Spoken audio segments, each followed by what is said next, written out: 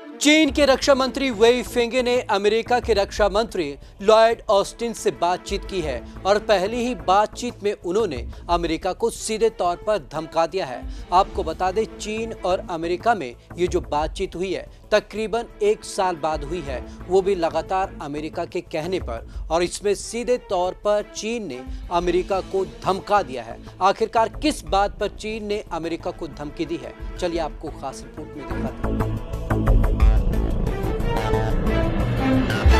1 साल बाद बात की, उसमें भी दी धमकी।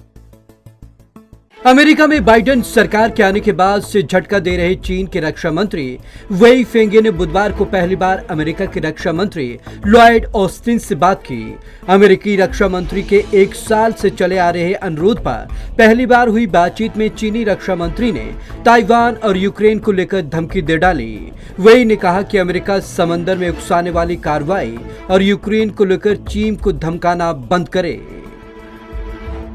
अमेरिका ताइवान की स्वतंत्रता का समर्थन न करे। जनवरी 2021 में लॉयड ऑस्टिन के रक्षा मंत्री बनने के बाद पहली बार दोनों नेताओं के बीच बातचीत हुई। बताया जा रहा है कि इस साल बातचीत का मकसद दोनों देशों की सेनाओं के बीच संबंधों में स्थिरता लाने के लिए की गई है। वेई फेंगे ने कहा कि अमेरिका अपने वादों को पूरा करे और चीन के साथ नए शीत युद्ध को नहीं शुरू करे, साथ ही चीन में सिस्टम में बदलाव लाने का लक्ष्य न रखे। उन्होंने कहा कि अमेरिका ताइवान की स्वतंत्रता को अपना समर्थन नहीं दे और चीन के साथ टकराव की मंशा न पाले। पीएलए अपनी राष्ट्रीय संप्रभुता की कड़ाई से सुरक्षा करेगी। वेई फेंगे ने कहा कि चीन अमेरिका के साथ एक मजबूत संबंध बनाना चाहता है और वह अपने राष्ट्रीय हितों और गरिमा की भी रक्षा करेगा। चीनी रक्षा मंत्री ने कहा कि अमेरिका को हमारी प्रतिबद्धता और क्षमता को कम करके नहीं आंकना चाहिए। दोनों ही देशों की सेनाओं को आपसी भरोसा बढ़ाना चाहिए और बातचीत तथा संपर्क को तेज करना चाहिए। वेई की अमेरिका को चेतावनी। वेई ने अमेरिका को चेतावनी देते हुए कहा कि ताइवान चीन का अभिन्न हिस्सा है और ये तथ्य है तथा कोई इसे बदल नहीं सकता।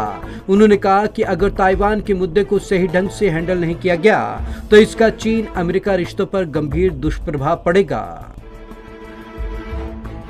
चीन अमेरिका में बढ़ती खटास। चीनी रक्षा मंत्री ने चेतावनी दी कि हमारी सेना पीएलए अपनी राष्ट्रीय संप्रभुता, सुरक्षा और क्षेत्रीय एकजुटता की कड़ाई से सुरक्षा करेगी। अमेरिका में बाइडेन सरकार सत्ता में आने के बाद से ही चीन की नीतियों के प्रति काफी मुखर रही है। बाइडेन और रक्षा मंत्री लॉयड दोनों ही अक्सर चीन की ताइवान को लेकर भड़काऊ गतिविधियों की आलोचना करते रहते हैं। Bureau report, Punjab Kesari TV. चीन अमेरिका से इसलिए भी चिढ़ा हुआ है क्योंकि अमेरिकी राष्ट्रपति जो बाइडेन ज्यादातर उइगर मुसलमानों का मुद्दा उठाते हैं और साफ तौर पर इसे मानवाधिकारों का उल्लंघन भी बताते हैं। तो आज की इस खास रिपोर्ट में बस इतना ही। विवेक शर्मा को दीजिए इजाजत। नमस्कार।